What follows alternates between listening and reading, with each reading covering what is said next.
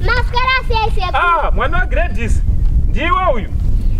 Ndini. Waswera sei muzukuru wangu? Ndaswera sei. Aiwa ndaswera ko ndiri kungodziya kamushana handina basa iri pano muzukuru wangu.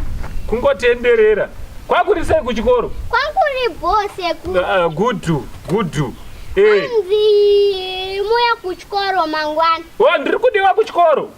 Inini? Rini? Mangwana. Hapana chakaipawo.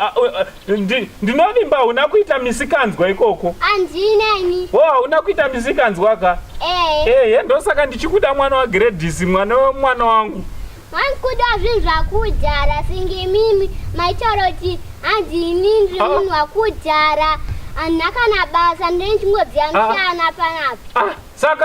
Saka kuri kudiwa zvinhu zvekudhara ubva wati bheta kuenda neni manje?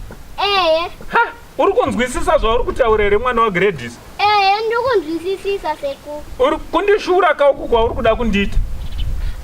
Handina medye muuye. Kwanzi inini ndiuye here kana kuti uye nezvinhu zvekudhara? Nezvinhu zvakudhara senge mimi. Iwe unondishura here panapa mwana wa Gladys?